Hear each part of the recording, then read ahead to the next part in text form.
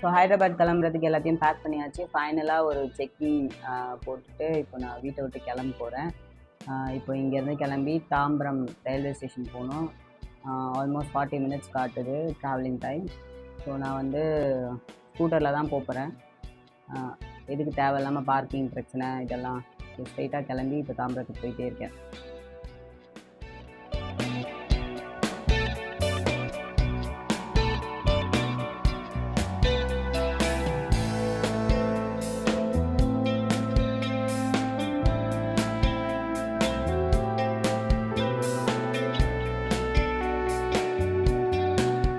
Railway ஸ்டேஷனில் நடக்கிறதே எனக்கு பெரிய வெயிட் லாஸ் ஆகிடும் போல். அவ்வளோ தூரத்தில் இருக்குது. என்னோடய கோச் வந்து B5, அதுக்கு நடந்து போயிட்டே இருக்கேன். வந்தாச்சு B5க்கு. சீட் நம்பர் 4 அது அந்த லாஸ்ட்டில் இருக்குது. சீட் நம்பர் 4ம் வந்தாச்சு. செட்டில் ஆயாச்சு ட்ரெயினில். ட்ரெயின் இன்னும் 15 மினிட்ஸில் கிளம்பிடும்.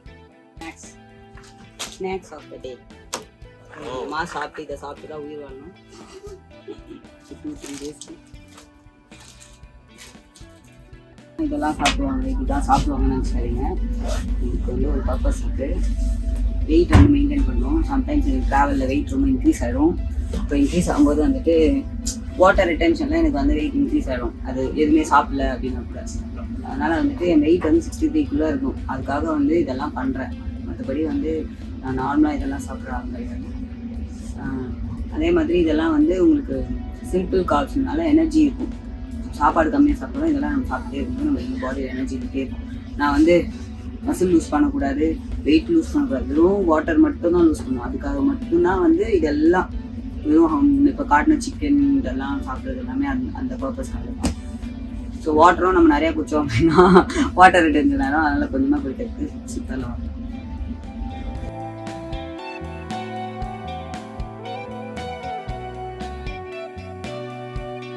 நான் இன்றைக்கி நைட்டு கிளம்பி நாளைக்கு காலையில் வந்துடலாம் காம்படிஷனுக்கு அப்படின்னு சொல்லி வந்துடலாம். என்னால் செம்ம டென்ஷன் வந்துருக்கணும். ஏன்னா ட்ரெயின் வந்து ஆல்ரெடி லேட்டு. என்னோடய காம்படிஷன் வெயின் டைமே வந்து 11 o'clock. 11 o'clock முன்னாடியே அங்கே இருக்கணும். ஆல்ரெடி 8:30 மேலே ஆகிடுச்சு. நான் இன்னும் ரீச்சே ஆகலை. நல்ல வேலை நான் ஒரு நாள் முன்னாடி கிளம்பிடுவேன்.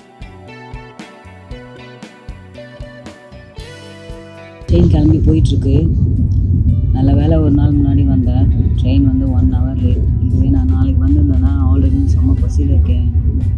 நாளைக்கு போய் வெயிட் கொடுக்கறதுக்கு முன்னாடி கண்ணப்பிலான்னு சாப்பிட்டு போயிருக்கேன். இப்போ வந்து 6:30லேருந்து ரொம்ப பசி. நான் இருந்தாலும் வந்து வெறும் தண்ணி மட்டும் குடிச்சிட்டு போய் வெயிட் பண்ணிகிட்டே இருக்கேன். இங்கே எவ்வளோ இருக்குது ரயில்வே ஸ்டேஷன் போகும்.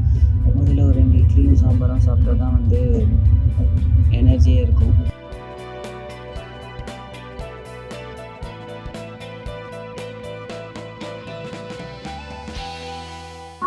ஃபைனலி 8:54 இந்த இறங்கியாச்சு. அந்த ரிட்டையரிங் ரூம் எங்கே இருக்குன்னு இல்லை மெதுவாக வந்து ரயில்வே ஸ்டேஷனுக்கு அப்படியே நடந்து போகும். ஸோ ஒரு வழியாக ரிட்டையரிங் ரூமில் செக்இன் பண்ணியாச்சு. செக்இன் பண்ணிட்டு வந்துட்டுருக்கேன். இப்போ அதுக்கு வந்து நேராக நடந்து போகணுமா அப்படியே போகும். நம்ம நேரம் ரூம்ஸ் எப்படி இருக்குன்னு பார்ப்போம். இந்த ரயில்வே ஸ்டேஷனில் சென்னையிலலாம் சூப்பராக இருக்கும். ஹைதராபாத்தில் ரிட்டையரிங் ரூம்ஸ் எப்படி இருக்குன்னு போய் பார்த்துருவோம்.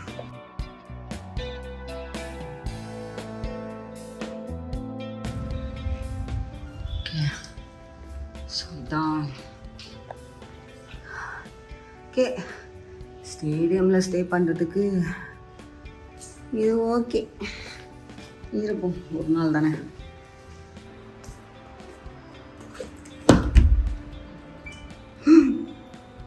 நல்லா பெருசாக இருக்குது. ஆனால் ரொம்ப சுமாராக இருக்குது.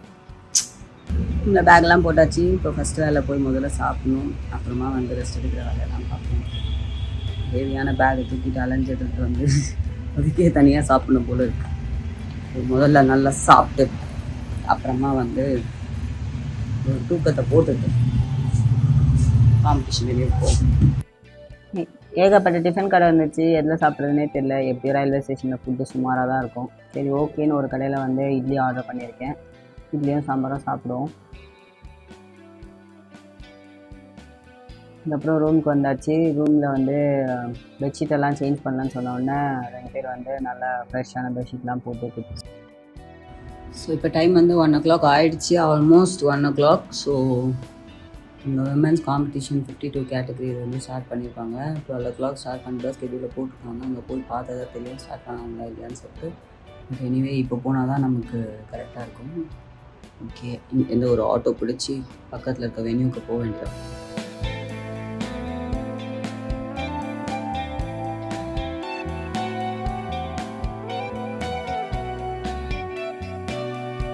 ஆட்டோக்கு நின்ன நேரத்துக்கு வந்து நடந்தே வந்திருக்கலாம் போல். இது ரொம்ப கிட்ட தான் இருக்குது.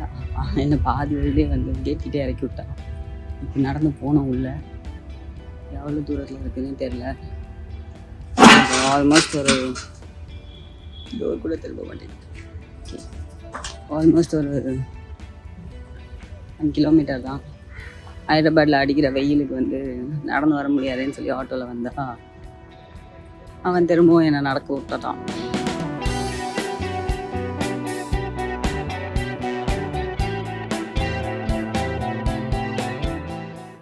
Women's category 52 and 47 kg category வந்து காம்படிஷன் ஸ்டார்ட் ஆகி நடந்துகிட்ருக்கு. நிறைய பேர் வந்திருக்காங்க. நான் தனியாக வந்து பார்த்து வீடியோ எடுத்துகிட்ருக்கேன். எல்லோரும் 47 kg அவங்க போடுற வெயிட்டெல்லாம் பார்க்கும்போது பயங்கர ஷாக்கிங்காக இருக்குது. ஸோ இங்கே ப்ரைஸ் டிஸ்ட்ரிபியூஷன் எப்படி இருக்குதுன்னு பார்க்கணுன்னு சொல்லி அந்த விமென்ஸ் காம்படிஷன் முடிகிற வரைக்கும் வெயிட் பண்ணேன். பார்த்தா அதுக்கு முன்னாடி பேட்ச் நடந்த மென்ஸ்க்கு மட்டும் ப்ரைஸ் டிஸ்ட்ரிபியூஷன் பண்ணிவிட்டு விமென்ஸ்க்கு கொடுக்காம அப்படியே ஹோல்ட் பண்ணி அடுத்த பேட்ச்க்கு காம்படிஷன் வந்து ஸ்டார்ட் பண்ணிட்டாங்க. விமென்ஸ்க்கு கொடுக்கல, எல்லோரும் வெயிட் பண்ண வச்சுட்டாங்க. இதுக்கு மேலே நம்ம அங்கே இருந்தோன்னா அவங்க எப்போ தருவாங்கன்னு தெரியாது. அதனால் நான் வந்து ரூம்க்கே கிளம்பி வந்துட்டேன். நாளைக்கு என்னாலுமே நான் போடுறது இல்லை. ரிட்டர்ன் ட்ரெயின் 9 o'clock போயிட்டுருக்கேன். என் காம்படிஷன் 6 o'clock முடிஞ்சிடும்னு நினச்சி. ஆனால் வந்து தெரிஞ்சு அந்த ட்ரெயினை பிடிக்கிறது கொஞ்சம் கஷ்டம்தான் போல். 11 o'clock வெயிங். அதனால் நான் ஆட்டோவில் காலையிலே கிளம்பிட்டேன் 9 o'clockலேயே. ஏன்னா அங்கே போனால் தான் நமக்கு தெரியும் என்னென்ன நடக்கும் அப்படின்னு சொல்லி. அதனால் கிளம்பி ஆட்டோவில் போயிட்டுருக்கேன். எதுவுமே சாப்பிடல, தண்ணி கூட குடிக்கல காலையிலேருந்து. அங்கே போய் செக் பண்ணால் தான் என்னோடய வெயிட் எவ்வளோ இருக்குதுன்னு எனக்கு தெரியும். காம்படிஷன் வென்யூக்கு வந்துட்டேன். ஷார்ப்பாக 9 o'clock வந்து அந்த கேட்டகரிக்கு வந்து காம்படிஷன் ஸ்டார்ட் பண்ண போகிறாங்க. எல்லாம் முடிஞ்சிச்சு. என்னோடய வெயிங் வந்து 11 o'clock. அப்புறம் என்னோடய காம்படிஷன் வந்து 1 o'clock. இப்போ போயிட்டு என்னோடய வெயிட் என்ன இருக்குன்னு செக் பண்ணலான்னு சொல்லிட்டு வெயிங் ஏரியா போயிட்டுருக்கேன். அலோவ் பண்ணால் செக் பண்ணிக்கலாம். வெயிங் ஏரியாவை க்ளோஸ் பண்ணி லாக் பண்ணிட்டு போயிட்டாங்க. ஸோ 11 o'clock தான் போய் பார்க்கணும். அது வரைக்கும் போய் ரெஸ்ட் எடுப்போம். என்ன வெயிட் இருக்குன்னு தெரில. 2 நாள் முன்னாடி எடுத்த வெயிட் தான். என்ன இருக்குன்னு சொல்லிட்டு பார்ப்போம்.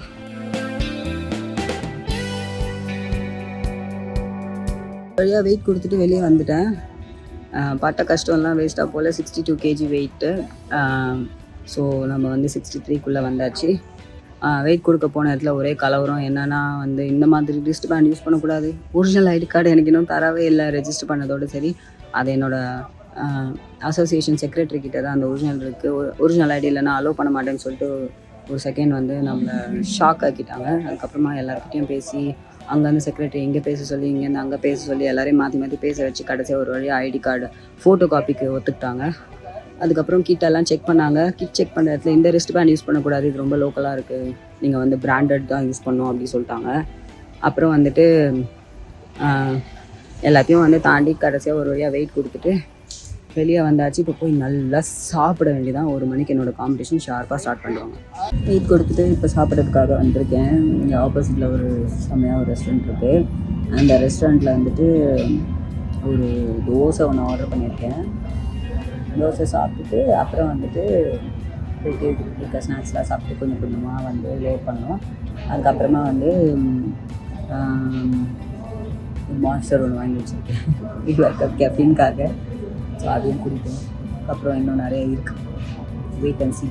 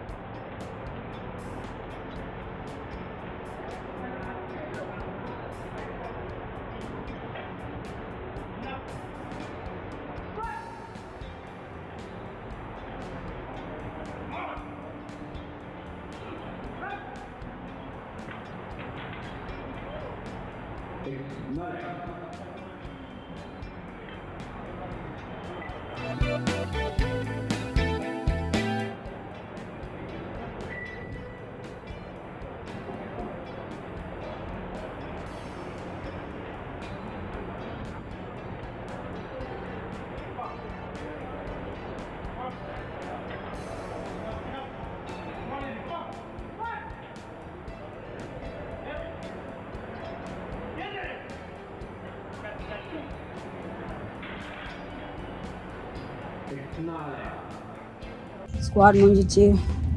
ஒரே ஒரு கால் தான் வந்து ஓகே ஆச்சு. 120 கேஜி 130 ரெண்டுமே ஃபெயில். அடுத்தது பெஞ்ச் ப்ரெஸ்ஸு.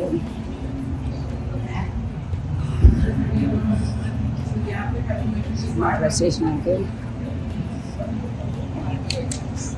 ஜிம்மில் 130 140 போச்சு. இப்போ வந்து இங்கே போட்டால் 120 தான் போச்சு. மேபி 125 போட்டிருக்கணும். 125 போடாமல் 130 ஸ்ட்ரைட்டாக கொடுத்தது பெரிய மிஸ்டேக். நெக்ஸ்ட் டைம் என்ன மிஸ்டேக் வராமல். யூஸ்வலாக ஸ்குவாடில் வந்து 0.25 கேஜி இல்லைனா 5 கேஜி இந்த மாதிரி தான் இன்க்ரீஸ் பண்ணுவேன். ஆனால் இந்த வாட்டி வந்துட்டு கொஞ்சம் ஓவர் கான்ஃபிடென்ஸில் ஜிம்மில் போட்டனால 10 கேஜி இன்க்ரீஸ் பண்ணி 130 கேஜி கொடுத்துட்டேன். பட் இன்றைக்கி நம்மளுக்கு டைம் சரியில்லை. பார் பெல் வெயிட்லாம் ரொம்ப ஹெவியாக ஃபீல் ஆச்சு. அது இல்லாமல் வந்துட்டு ஒரு வாட்டி கம்மி சிட்டின்னு சொல்லிட்டு நோ லிஃப்ட் கொடுத்துருக்காங்க. சரின்னு சொல்லி நெக்ஸ்ட் டைம் கொஞ்சம் ஜாஸ்தியாக உட்காந்துட்டேன். அதனால என்னால் எழுந்திரிக்க முடியாமல் போச்சு.